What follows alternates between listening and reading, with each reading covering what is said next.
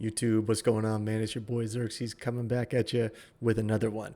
Wanted to do something a little bit different today. So the first couple builds that I played in this league, I played Kinetic Blast of Clustering, which was awesome, and then I played Kinetic Fusillade, which was awesome, and then the last character that I played was a Int Stacking Jug, which was absolutely insane. Got that thing up to over 1 billion damage, but wanted to kind of do something a little bit off meta. So we're throwing it back to the Bleed Bow archetype here, something that is near and dear to me. It was one of the first builds that I ever played back when a guy named MBX was making videos. RIP to that guy. Not that he died or anything, but he just stopped making videos. So hope he's doing well, because I miss seeing his content. But he was the first one to put me onto it, and then more recently a guy named JTX has been posting a lot of Bleed Bow videos, so check out his page if you're interested in this archetype. Yeah, so thought I'd give it a shot, see if I could make it work in the current meta, something a little bit different, and it works pretty good. So what we're going to do, pretty standard, is we'll do a boss, and then we'll do a 16.5, and then we'll go over all the gear and how I put everything together. So let's pop in here and see if we can't mess the Exarch up. One of the things that's a little bit different about Bleed Bow and like Bleed in general is that it's like RNG based, so you might not hit like a huge bleed right away, so you kind of just got to fiddle with it if you don't, and reapply a puncture. But we'll see if we can just get like a big one on him right in the beginning. Just got to start channeling about right now, and then as soon as he becomes targetable, you hit him, and then hopefully you can aggravate the bleed. Hit him with another big one. Oh, there we go. That was a big one, but damn it. You can see we chunked him pretty hard there, but we unfortunately ran out of time. So we did hit a big bleed on him there. Whew.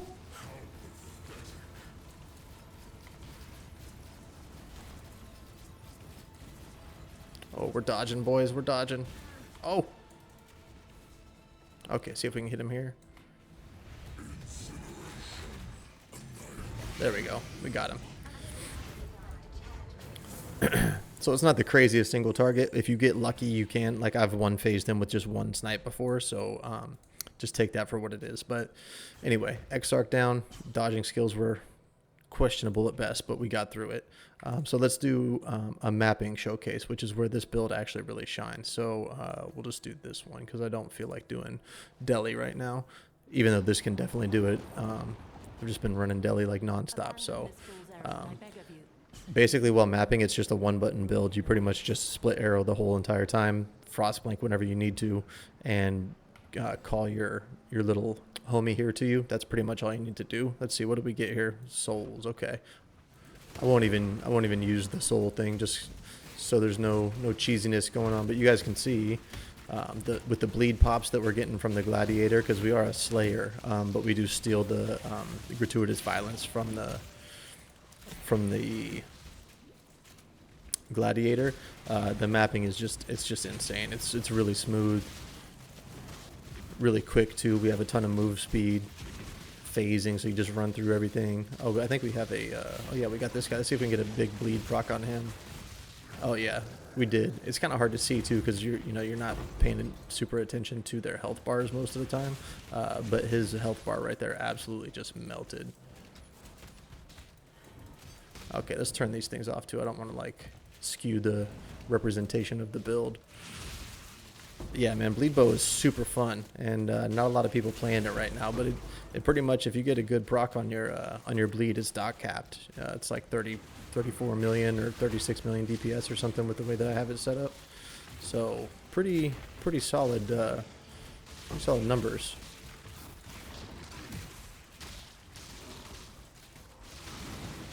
I just really like this archetype in general. I just think it's fun to play. You pretty much off-screen stuff too. Like, you can just shoot from forever away and don't got to worry about aiming or anything. Like, yep, they're all dead. See if we can show you what like a snipe looks like on one of these bosses, maybe. Oh yeah, see, it's tough to even see when you hit a good one. Like, they're let's see, what's this guy's health at? You're not gonna be able to see it. It's just gonna one-shot him. Yeah. Anyway, that's what the maps look like. So let's go back to the hideout and I'll show you how I put the character together. So, as always, we'll just go over piece by piece everything that I have on here. So, the helmet is a Usurper's Penance. In here, we have Purity of Elements with Herald of Purity. We sold something for 2 dip. Nice. Malevolence and Enlighten level 4. If you don't have a level 4 Enlighten or a 90% one, you can just drop Herald of Purity and use like a level 3 Enlighten, and you'll be totally fine there. In the body armor, we're using Replica Ferals. This is how we're able to go back and forth between getting our Cat's Agility and Cat Stealth, and this is how we constantly keep up our Endurance charges and our Frenzy charges. So in here we have Awakened Brutality with Split Arrow, Awakened Swift Affliction, Volatility, Chain, and Awakened Vicious Proj. The amulet that I'm using is just one that I found that was reflected. We are Resolute Technique, so the accuracy doesn't matter. And the intelligence, we're actually using a timeless jewel that makes it to where we don't need any attributes whatsoever. So both of those negatives don't affect us at all. And you can get something like this for like 50 chaos or something, which is just crazy. So pretty solid amulet there. And then we're just anointing the +1 frenzy charge on the amulet. The ring is just an amethyst ring that I bought a fractured one for a couple of divines, and then I hit it with essences. There's an essence that gives you dot multi. It's one of the the rare essences that you have to get from corrupting one, and so just use those until you get dot multi, and all res is what I was looking for. And then I did a wild bristle matron for suffixes can't be changed, and then I reforged life until I hit a good tier of life, and then just crafted on the minus mana cost. And we're just mirroring that with a Calandra's Touch. If you don't have a Calandra's Touch or anything like this, you can just get something that's a little bit not quite as good on both of your ring slots, and you'll be totally fine. But this is a really solid ring, so I figured it would be worth mirroring with the Calandra's Touch. The quiver that we're using, it's important that you get the aspect of the cat on your quiver. I have seen some people that put it other places, like on the ring, but you can't put it, I mean, unless you have an unset ring, I guess you could do that. But you want to be able to socket Restoration in here for the cat aspect of the cat. It's just how we flop back and forth so quickly between Cat's Agility and Cat's Stealth.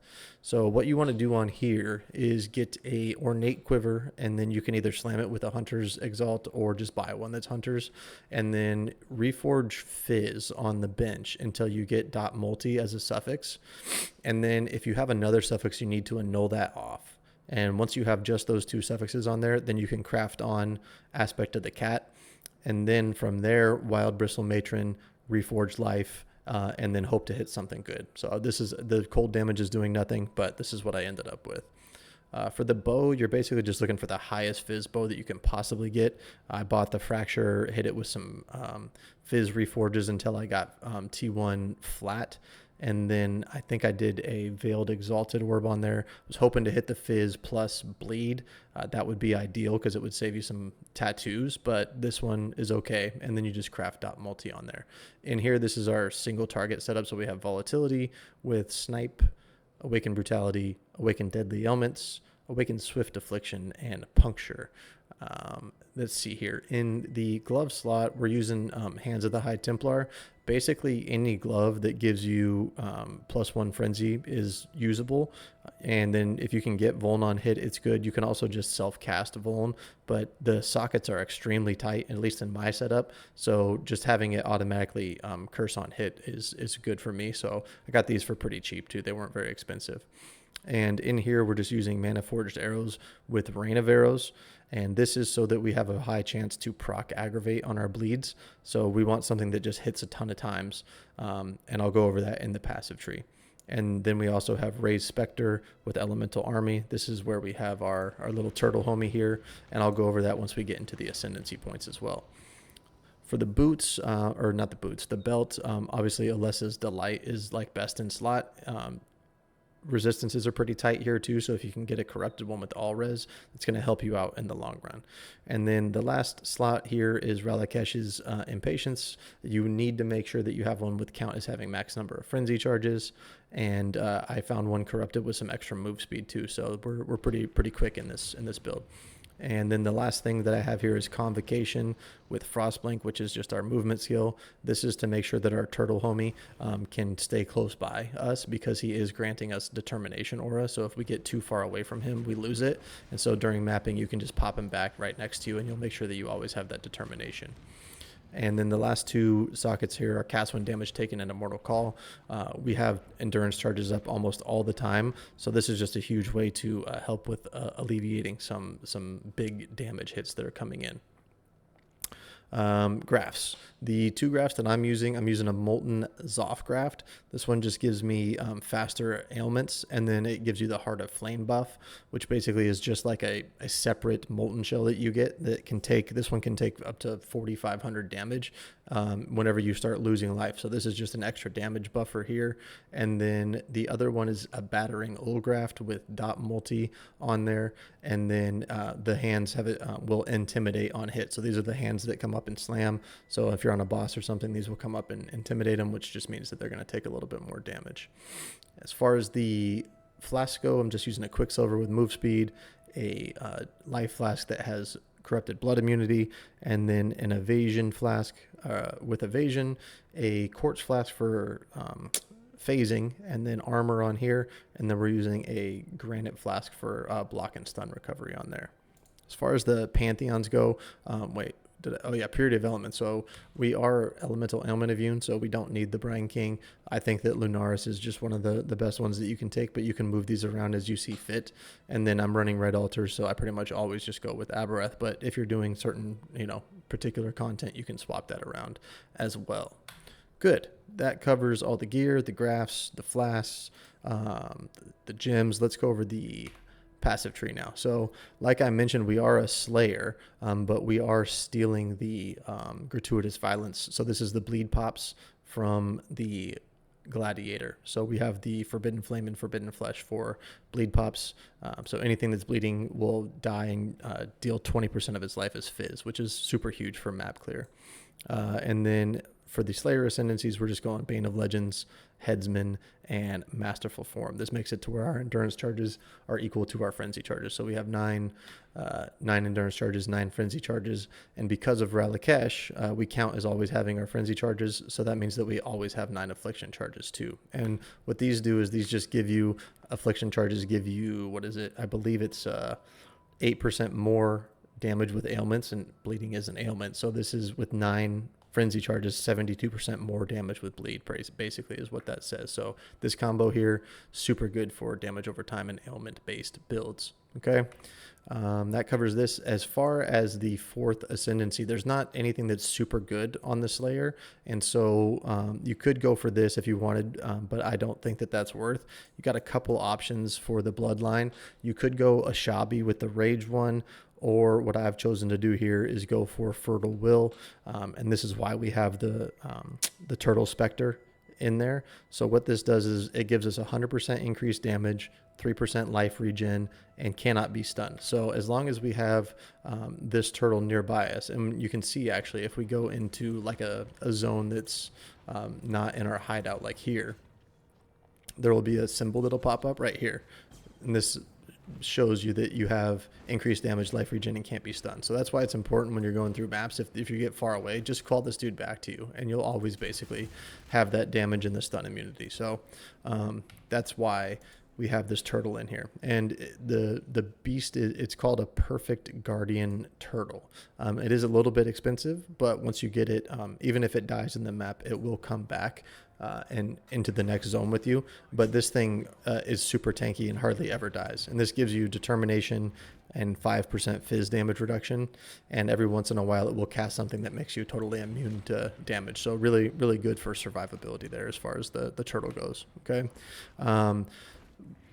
One of the things that I mentioned earlier is that we're using a Timeless Jewel, and this is by Caspiro, I believe, the Elegant Hubris with Caspiro. And once we take this keystone, it means that we don't have any attribute requirements at all anymore. So we can tattoo our whole entire tree if we want.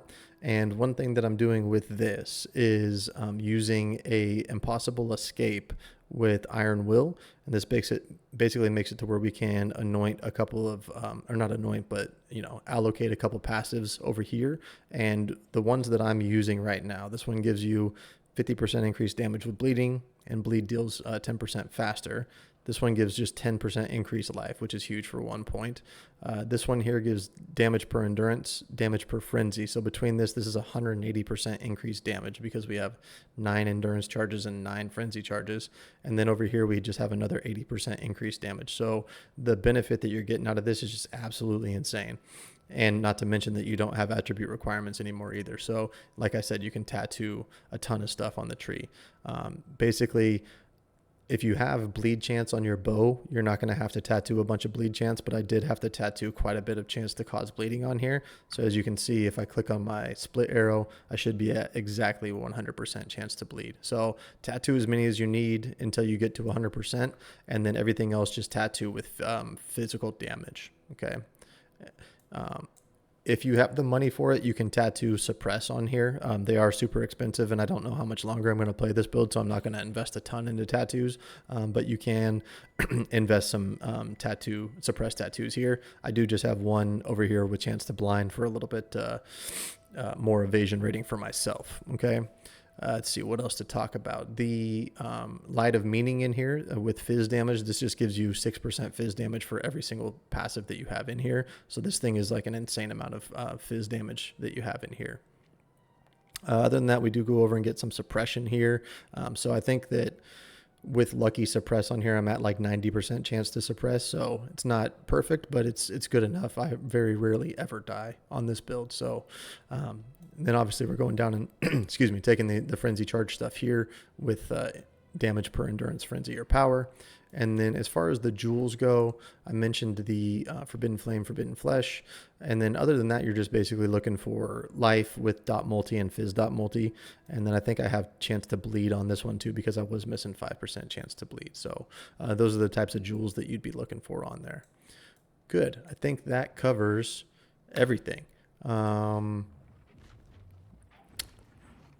Trying to think if I missed anything, but I think that's it. So yeah, bleed bow, it's pretty sick. I'm not gonna lie, I wasn't very confident that I would be able to make it work and put it together and actually kill like pinnacle bosses with it and stuff, but it's turned out to be way better than I thought. So if you're looking for something a little bit off meta, something that's, you know, not the typical stuff, give this a try. I've had a good time with it. If you guys have any questions about the build, feel free to drop them down below. As always, I'll put the POB in there for you guys.